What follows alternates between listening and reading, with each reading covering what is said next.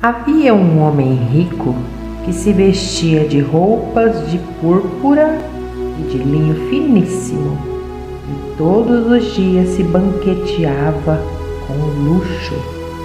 E um mendigo chamado Lázaro, todo coberto de feridas, foi deixado em seu portão e desejava comer das migalhas que caíam da mesa do rico.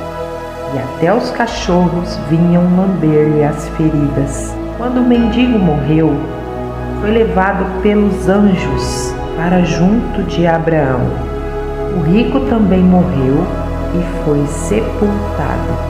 No inferno, em meio aos tormentos, o rico ergueu os olhos e viu de longe Abraão e Lázaro junto dele, e clamando disse: Pai Abraão, tem misericórdia de mim e envia-me Lázaro para que molhe na água a ponta do dedo e me refresque a língua, pois estou atormentado por chamas.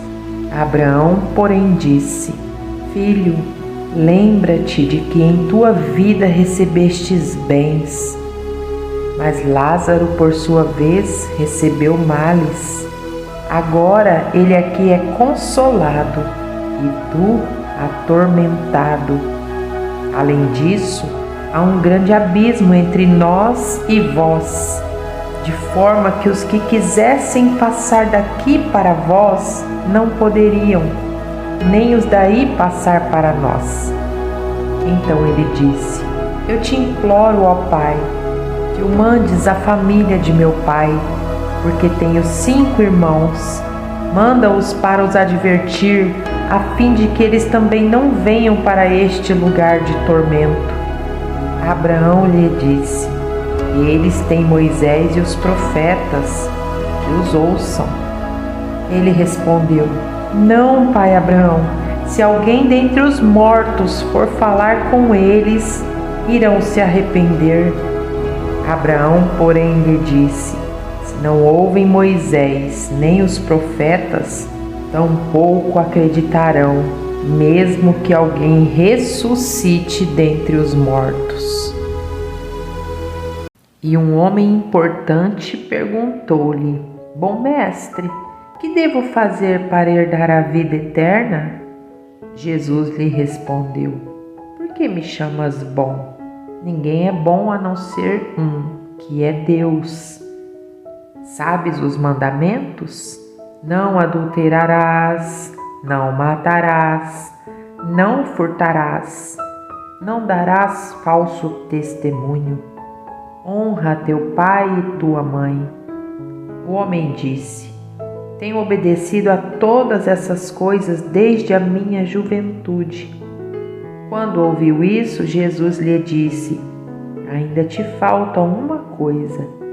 Vende tudo quanto tens, reparte com os pobres e terás um tesouro no céu. Depois vem e segue-me. Mas ouvindo isso, ele ficou muito triste, porque era muito rico. Então, vendo-o assim, Jesus disse: Como é difícil para os que têm riquezas entrar no reino de Deus. Pois é mais fácil um camelo passar pelo fundo de uma agulha do que um rico entrar no reino de Deus. Então, os que ouviram isso perguntaram: Quem então pode ser salvo? Ele lhes respondeu: As coisas impossíveis aos homens são possíveis para Deus. Pedro lhe disse: Nós deixamos tudo e te seguimos. Jesus respondeu: Em verdade vos digo que ninguém há que tenha deixado casa, ou mulher, ou irmãos, ou pais, ou filhos, por amor do reino de Deus, que no presente não receba muito mais, e na era vindoura a vida eterna. Jesus também lhes contou uma parábola sobre o dever de orar sempre e nunca desanimar. Em uma cidade havia um juiz que não temia a Deus, nem respeitava os homens. Na mesma cidade também havia uma viúva que sempre lhe pedia: faze-me justiça contra o meu adversário. E por algum tempo ele não queria atendê-la. Mas depois disse consigo mesmo: ainda que eu não tema a Deus, nem respeite os homens, como esta viúva está me incomodando, vou fazer-lhe justiça, para que ela não venha mais me perturbar. E o Senhor prosseguiu: ouve o que esse juiz injusto diz. E Deus não fará justiça aos seus escolhidos, que dia e noite clamam a Ele, mesmo que pareça demorado em responder-lhes? Digo-vos que depressa lhes fará justiça. Contudo, quando vier o Filho do Homem, achará fé na terra? Quem ama a correção, ama o conhecimento, mas quem rejeita a repreensão é insensato. O homem de bem alcançará o favor do Senhor, mas este condenará o homem de más intenções. O homem não se firma pela impiedade. A raiz dos justos, porém, nunca será retirada.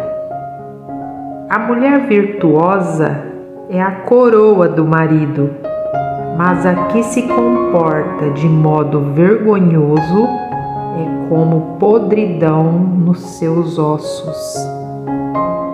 Os pensamentos do justo são corretos, mas os conselhos do ímpio são falsos.